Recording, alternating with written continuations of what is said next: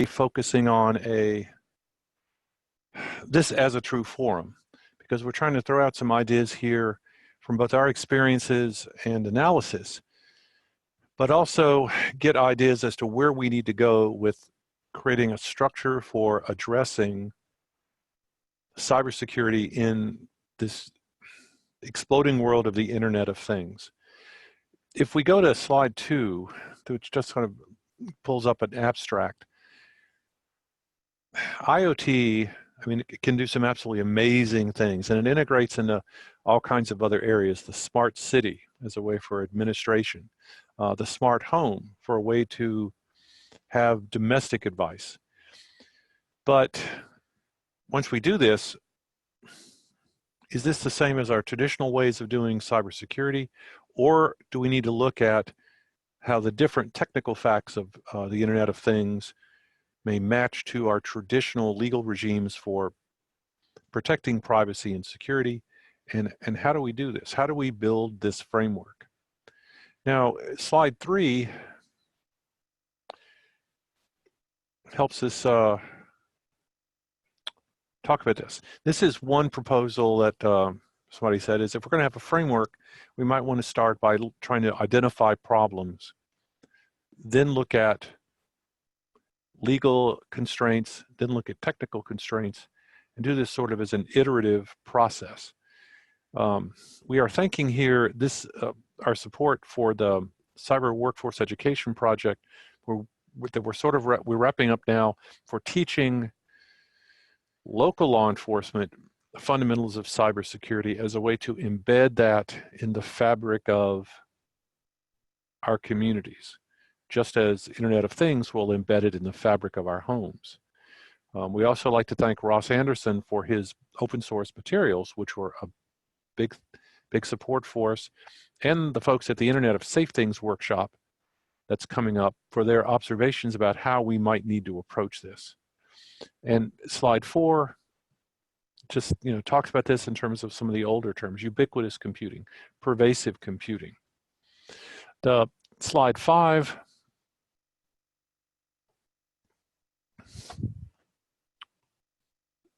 what are the structures within IoT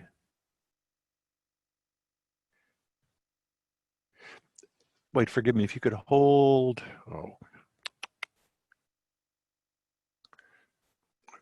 forgive me, if you could just hold 1 second.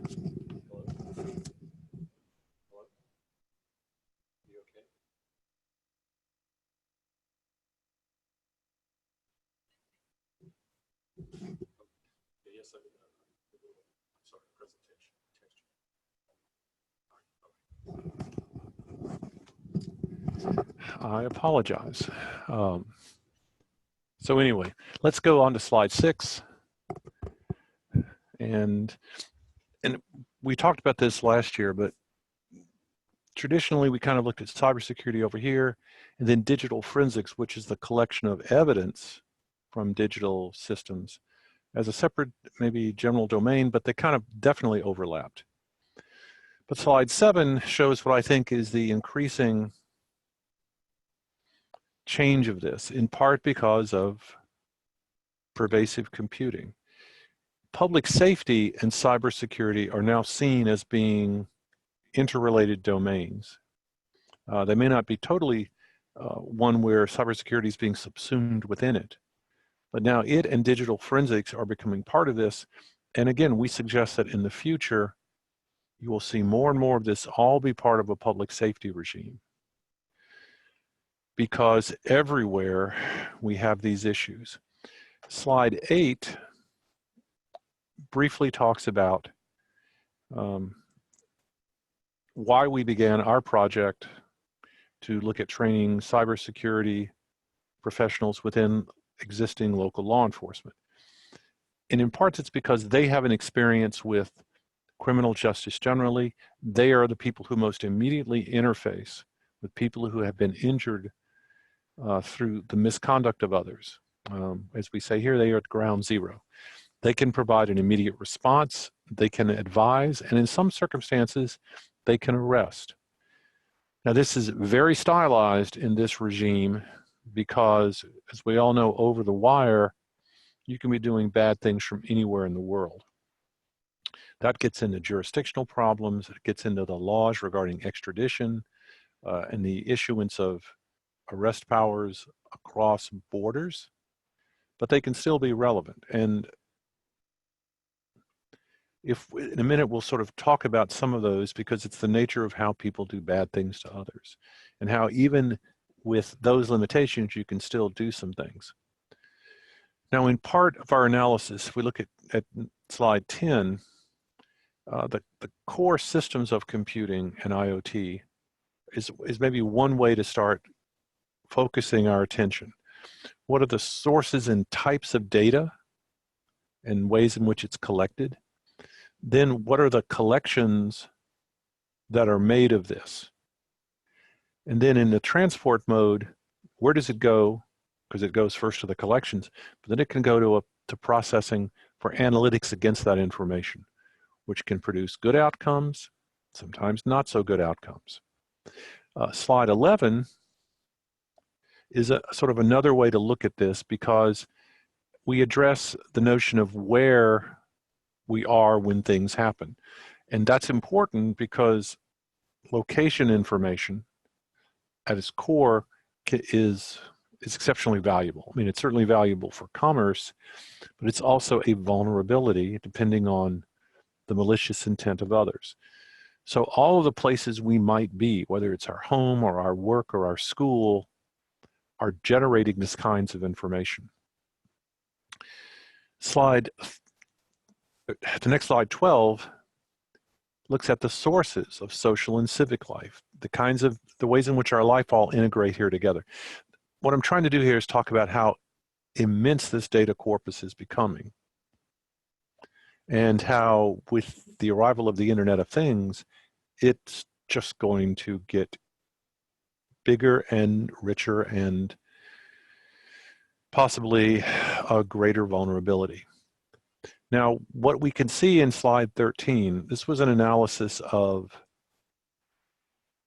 reported federal opinions, trying to see where you begin to see where a particular concept or idea begins to work its way into legal administration, when judges start talking about it, when it becomes a fact in a case. And what's interesting here is that even though the number of cases is quite small, it's just been jumping. I think there was one case in 2016, then there are 5 cases in 2017, and 8 cases in 2018. Now, granted, this is nationwide, but it's now entering into the litigation framework. So now that it's been recognized in law, and it's becoming a problem that has to be addressed in law. So with slide 14, we now consider what framework do we have, or do we need to develop to build on this? And this is really where I would like your thoughts. There has been some preliminary work in this area, but perhaps maybe most timely, and if any of you went to the RSA conference a couple of weeks ago and were there for this demonstration, I'd like to hear your thoughts.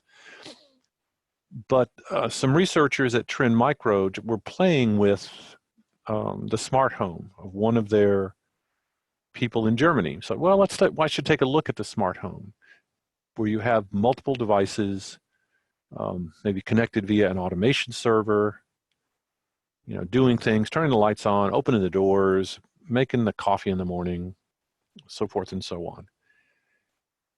What if we were to start probing it to see what the vulnerabilities were?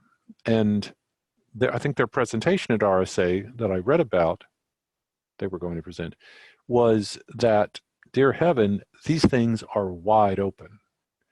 Especially those vendors who use open source software for their automation servers.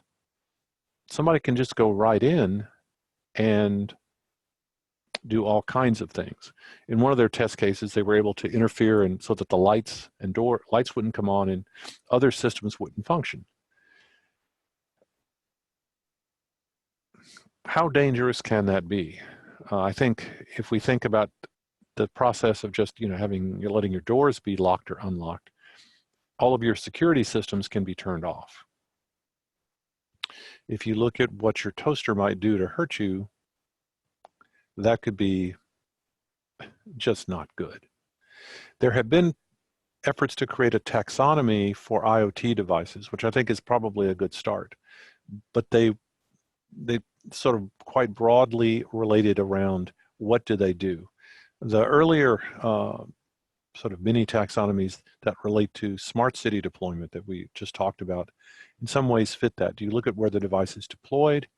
Do you look at the nature of the device? Is it a sensor? Is it an actuator? Is it a sensor and an actuator? Does that help? So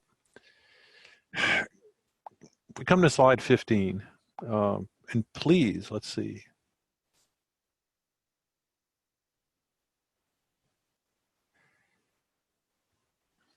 What are your thoughts?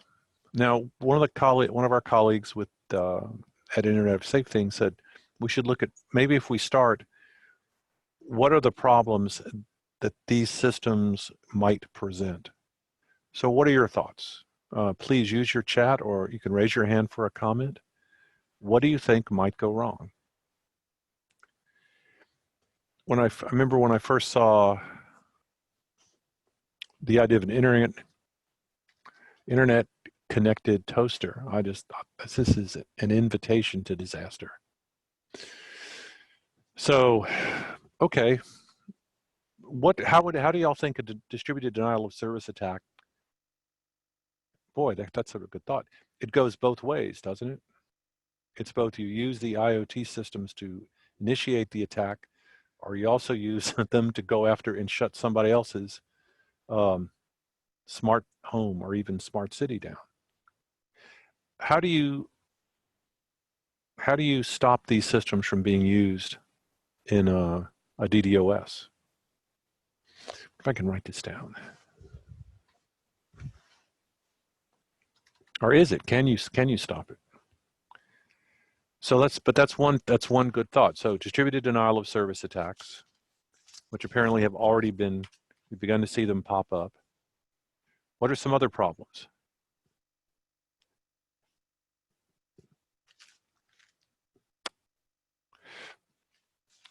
Consider this. Oh gosh. All right, good. Thank you. Troy. Shut off switch and a manual override.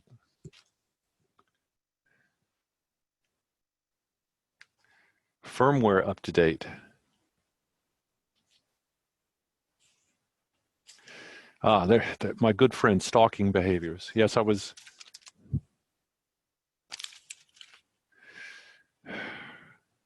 Jamming. Unpatchable devices.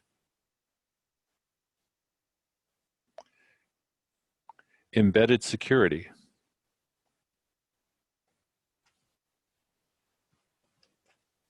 All right. Excellent list.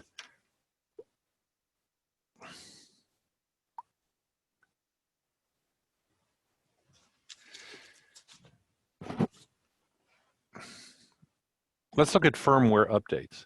What do y'all think are going to be the problems with keeping the firmware updated on the devices?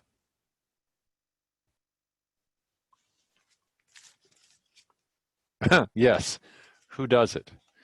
I mean, we have this problem on what, half the PCs in the United States still. And now with the deployment, I mean, you've got multiple devices.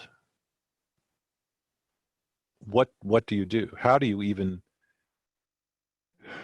get people to go about doing the upgrade, doing the patches, if you can patch them? Because sometimes if it's all hardwired in, you're stuck. And if there is any vulnerability there, you're trapped.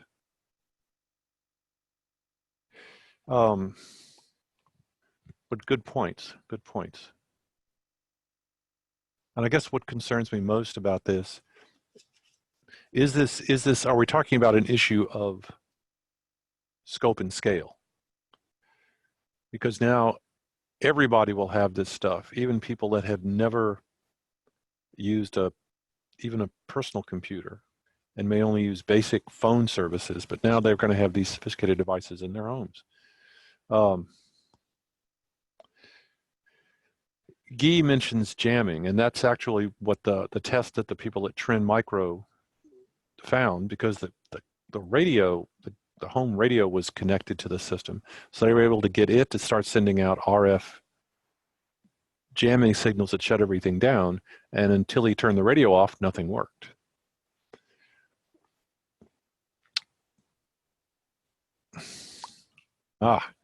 Troy, stalking behaviors and thieves. Yes, getting into the house, doing a masquerade to get in is going to be a still problem. But some of the first misuses of cell phones, the texting feature, were from folks who are either stalking or seeking to harass people within domestic violence or juvenile situations. And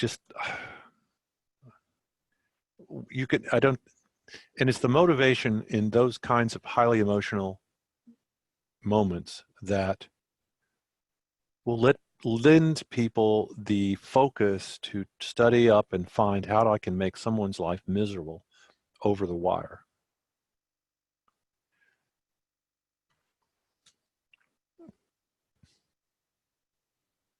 So let's see, okay, so who validates the firmware updates on my door locks, which is going to be, again from Troy, which is going to be a key problem when someone's trying to bypass the system. They found issues, they've seen things like that with like electronic door openers for overhead doors on garages, where they can spoof the codes and get in that way. Robert raised the issue of disabling the device when an update is necessary. One commentator observed that the primary focus now for vendors is the usability or ease of use of their product. So security comes second. Do y'all think that they would be willing to really buckle down and say, we're not going to let people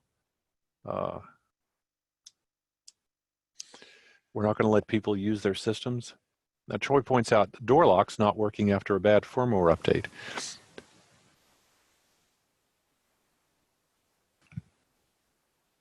Oh, bad, yes. That is how things could really go bad. Although the default would probably be unlock because of problems with fires and stuff. So again, the idea of a manual override.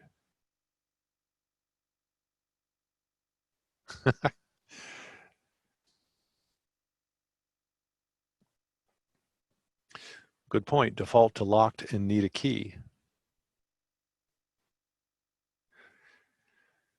Unfortunately, people get, no default pins. I worry about people being careful with the defaults. Yes, where are they going to put the key?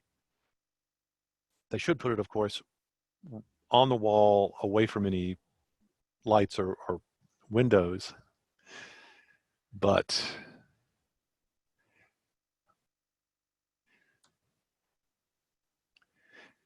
yes, I think under the rock sometimes.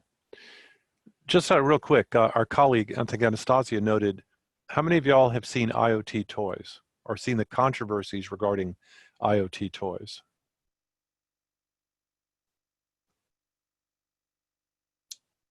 Right, PR on the keychain. You would hope, but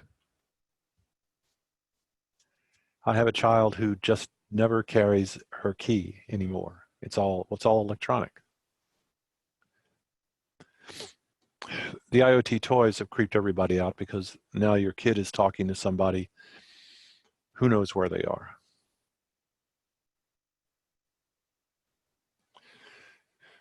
So good. I like this idea that we're talking about having physical defaults back, but has anybody ever had a, I don't know, like a system, whether it's a DVD or an access box for They're wireless, it had a remote control, but only an electronic remote control. It did not have a manual control on it for any of the functions. And I would speculate the reason for that is it's cheap. And because it's cheap, they try and go further down that cost chain. So maybe they're going to try and, I'm going to give you a system that's going to work perfectly as long as you have everything that works perfectly. You don't need physical devices.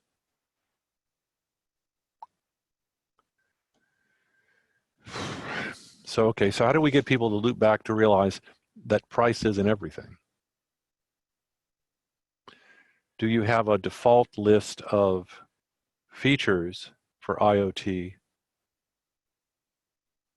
that everything should have?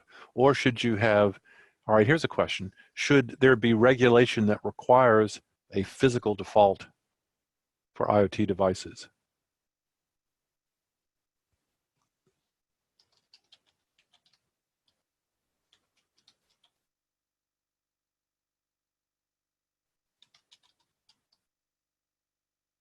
Do we mandate physical overrides, which of course will increase the price of the product?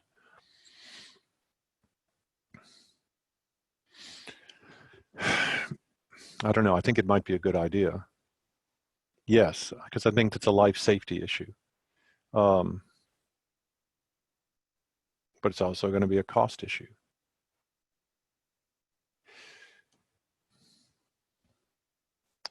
Ethics, yes. But the IT space is also very much a commercial one.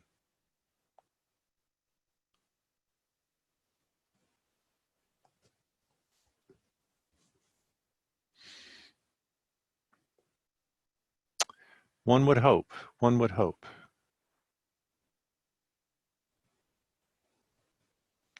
Oh, good example, Ed.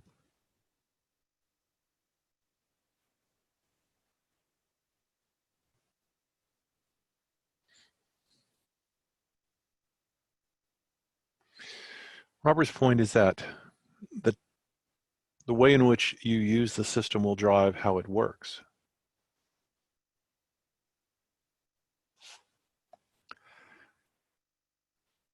Roy talks about the safety, the responsibility of you for your own safety.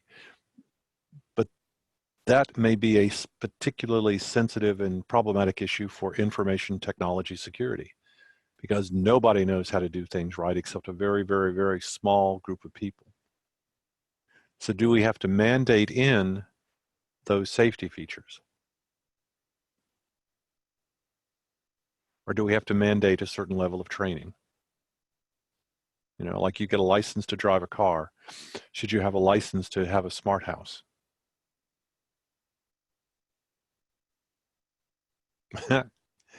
Yes, yes.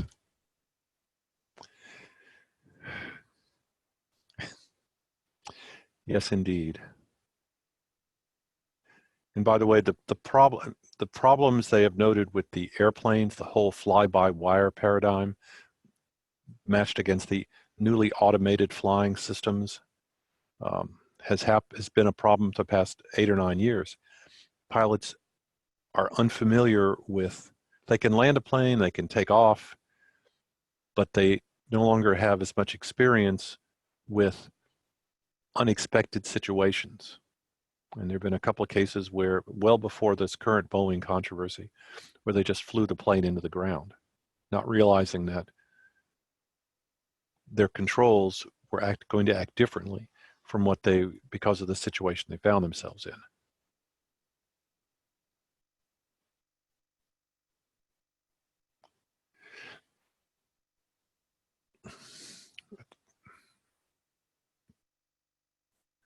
And we're going to put down in Troy's dossier his puns. So anyway, good. Let's go real quick to the next slide, and we'll come back to this. We want to think about what these problems are, because if we look at both Jones and the Boston bombing case, this is a quote from Jones by Justice Sotomayor, talking about how just the monitoring capabilities of GPS trackers, because it was so easy and so cheap to keep track of everybody. She said, quote, "It would alter the relationship between citizen and government in a way that is inimical to democratic society." And I'm not sure that we have fully, we're coming to grasp that. In particular with the Carpenter case last year, we'll talk a bit more about. But in the Boston Marathon bombing, they were able to use social media to identify the bombers quickly, but also to incorrectly tag people as being involved in this. And that creates a whole host of other problems of the misinference we may be getting from data. Just real quick, the next slide, 17. We look at, generally speaking, when we try and build a legal and regulatory structure, we try and look at what are the harms that come from it. And in particular, I thought y'all did a good job laying out what some of those harms are, as disturbing as they might be. You can generally triple it down into injury or death. It's injury to a person. Then you look at issues affecting their liberty interest, their privacy, their freedom of movement, freedom of action, their reputations. And then lastly, their property interest. So I think the list y'all have set out did a fairly good job of touching on each of these. Stalking is a kind of combination of factors. For example, initially, it's an invasion of your privacy. It constrains your freedom of action. But in a lot of situations, it can then lend itself towards personal injury, or in the case here, as we've had happen here in Louisville, death. You know, the stalker decides, I need to kill somebody. With the locked doors, of course, your personal safety, as well as that of your property. I mean, you know, murder and assault are stupid crimes, but there are technically competent people who act foolishly. It's going to be the property interests that get invaded that I would expect will come to fore for the most part, because it does represent rational behavior. But again, at the other side, especially these domestic matters where people simply aren't thinking correctly, that we have the serious risk of people being hurt. So if we look at slide 18, it tags this into just trying to cross-index some of these things with what we do and how we do it. With the Internet of Things, everything is vulnerable, but for the most part, I think we'll be looking at how the everyday citizen's life might be at risk.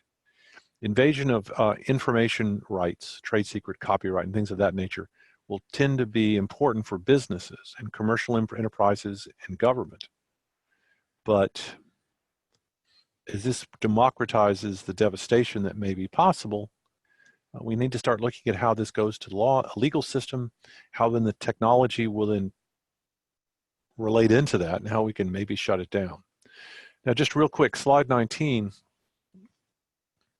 shows how this very slow Supreme Court law is evolving.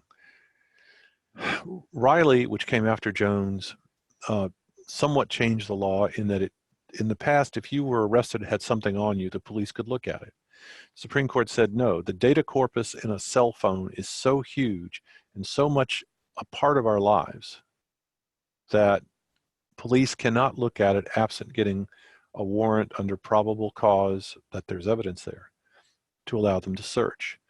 But the big daddy was Carpenter, which came out last year.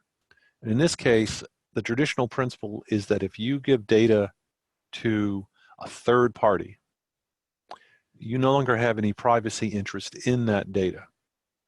And we know that is a huge policy issue now, especially with Google and Facebook and Amazon, because they know everything about all of us.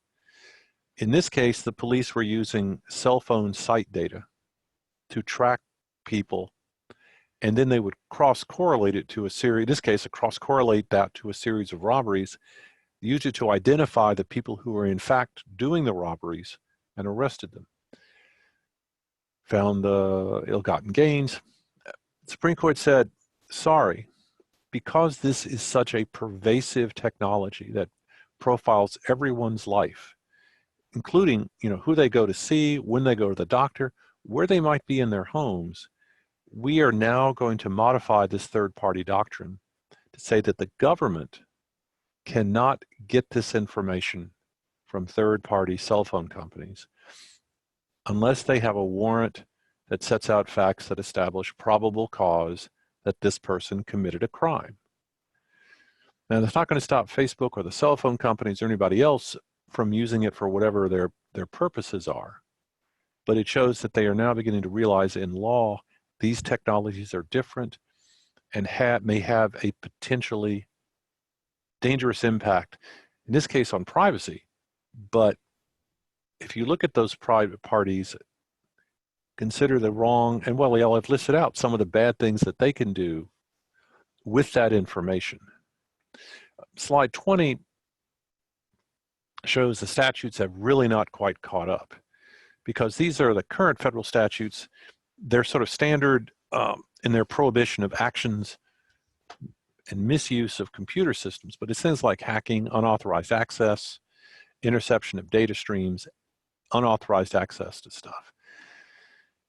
If you start moving down to where you use these systems to peek in on people, like they do with so much of the hacking of webcams, or the placement of surreptitious webcams, or causing people's deaths through systems. I think we saw some of y'all I'm sure caught that hacking of the OBD systems on a Jeep a couple of years ago, just remotely, which if you can then impact certain control systems on the vehicle, mayhem can result. Those are traditional crimes.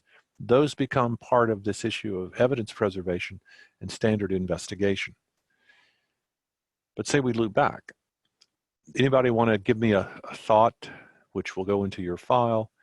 How could you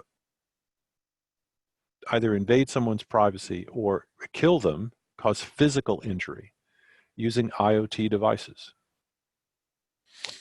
Anybody have any thoughts on that? How might you lose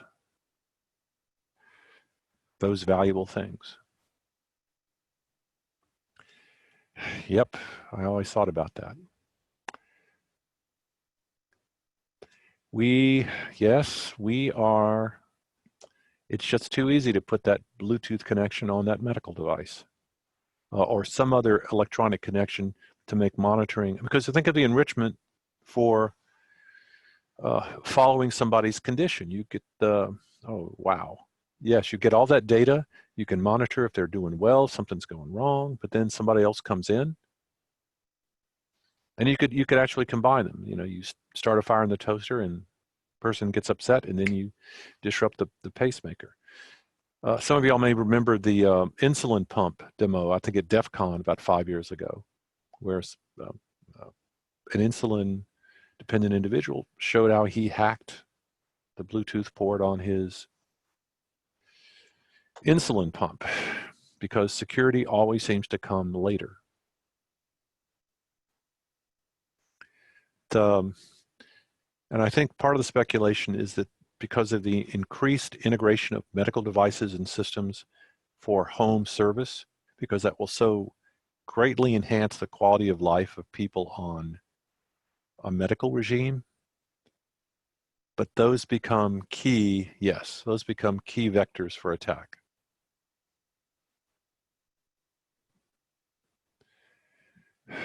Yes, it doesn't, and I don't know that we're adequately thinking about these things. So if we come to slide 21, that's really, how do we start breaking out these technical issues? Slide 22 kind of actually shows just something we're working on with some other colleagues about all the different things involved using IoT in mining, which is probably one of the most dangerous professions there are. Look at all the information you can get, but what happens if you disrupt it? So slide 23 talks about this in the same context as automotive data from IoT. It's just too much of an invitation for mayhem if we don't prepare. So if we, yeah, so thank you, Anastasia. So if we go to slide 24, and Anastasia, please, if you're welcome to open up the microphones. You know, we've looked at these. How do y'all propose? How do we mediation? That's wrong. How do we fix this? Or how do we try and reduce these vulnerabilities, these vectors for attack? And I'm not sure the free market solution that has sometimes been proposed in part relies on slow down and think. Free market says if you do something that hurts somebody, you get sued and you have to pay for it. And sometimes that works in a mature industry that's got deep pockets and will be stung, but won't be blown up.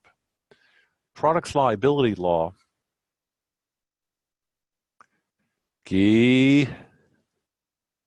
products liability law says that even if you've got somebody who signs a waiver, essentially, if you developed something which is inherently defective and it hurts them, you're going to be responsible for it. Automobile regulation.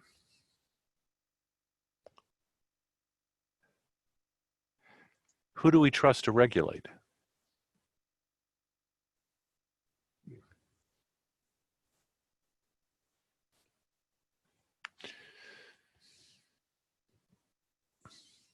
Who do y'all think should regulate? And then what might the regulations be? Wait, yeah, Siemens. Did they make those enrichment devices for uranium for the Iranians? So maybe they've learned their lesson. By the way, my colleague Guy is also one of the principals on our law enforcement training grant. So I think Ed's point is well taken. There are far fewer deaths with regulation, both regulation and liability. Once the car companies started getting hammered for killing people, they decided, regardless of what you might have seen in Fight Club, we need to be doing some things.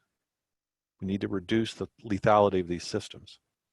Now, the project Guy is working on, again, law enforcement training, partly envisions law enforcement goes back to these individuals in the community saying, all right, you trust these people, but you need to take some responsibility yourself to lock the doors to your house.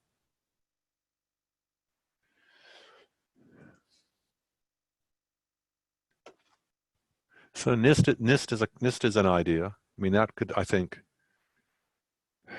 it'd be something I think they would be willing to at least propose best practices. But how do we create an organization? Do we need an organization like NIST, federally funded, to focus on these things?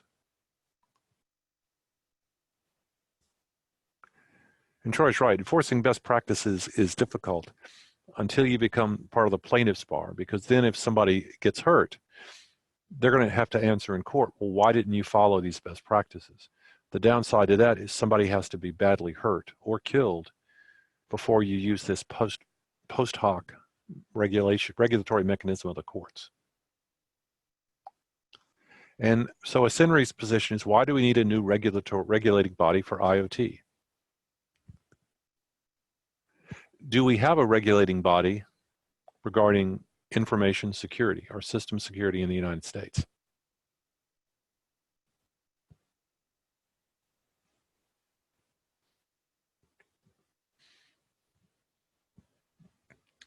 Good point. Who enforces the existing security framework?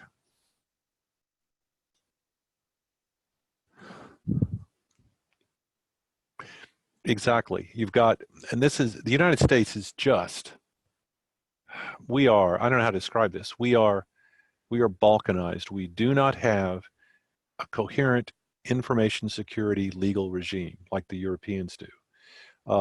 HIPAA is really powerful, but it's a specialized statute relating to personal health information.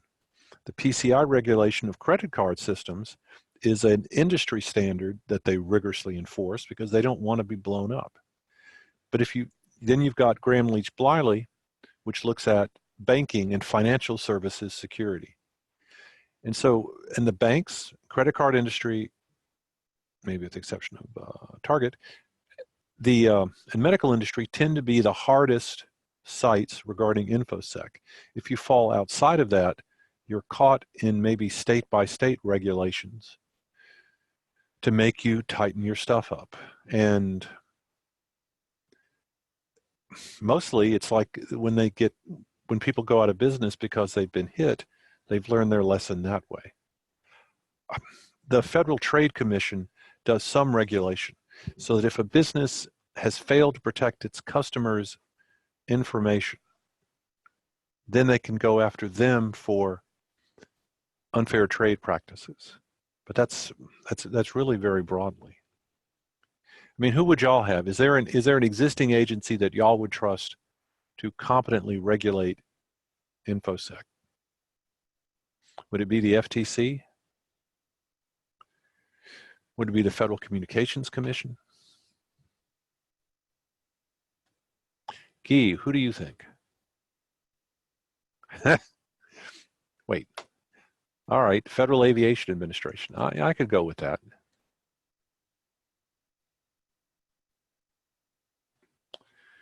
Ooh. I love airplanes. Ed brings up a good point, though. How do you regulate when so much production is overseas? And I think that becomes something similar to the regulatory regimes we have for a lot of controlled products, especially pharmaceuticals, that if you're bringing it over, you have to have standards in place for testing and monitoring. One thing that's interesting about products liability law is that even if you didn't make it, if you're the distributor, you can be liable if it's flawed. So that kind of product testing becomes even more important.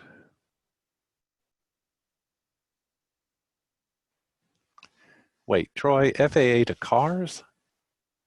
That's a radical thought. Does anybody, Anastasia, can we open up the microphone for folks that they want to talk? Yeah, all they have to do is raise their hand and I'll open it for them. Troy? Ed? Robert? Guy? Guy should talk. Guy, say something.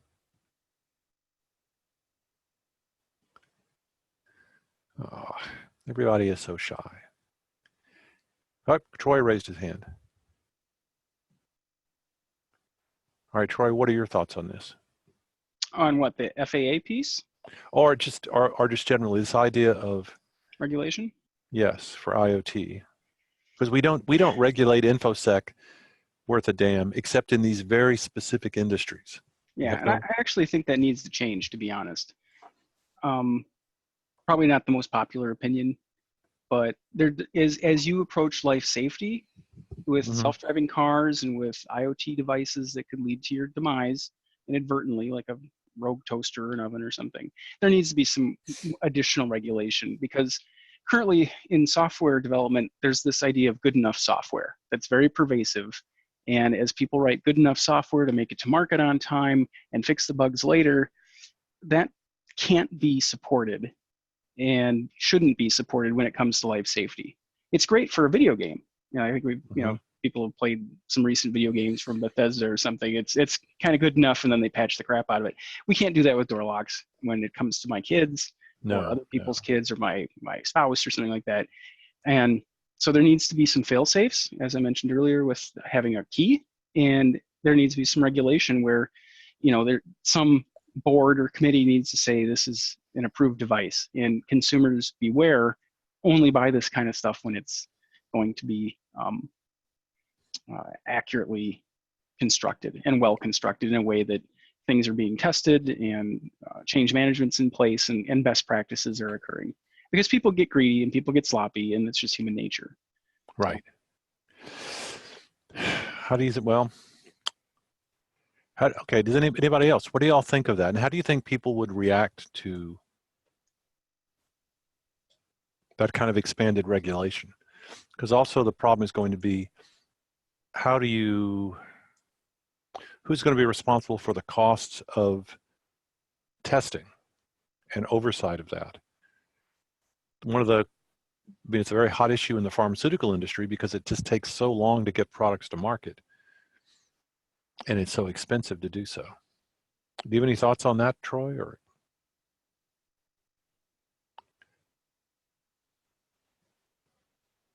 anybody else?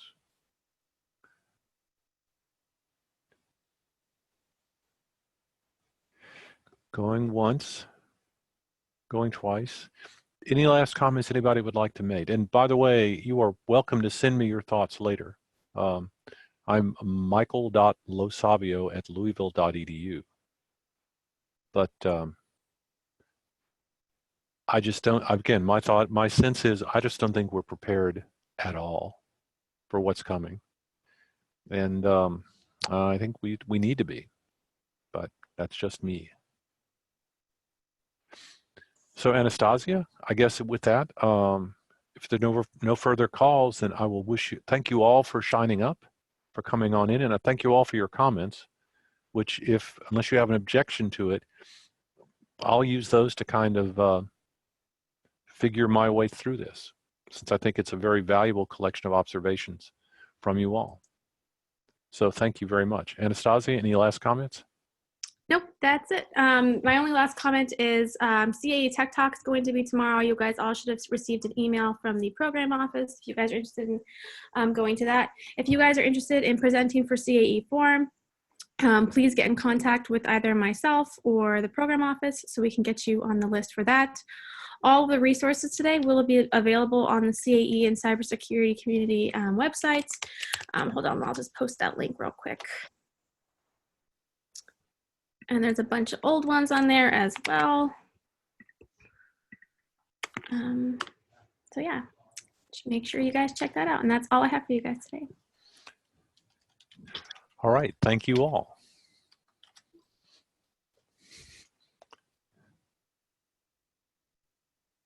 And thank you, Anastasia.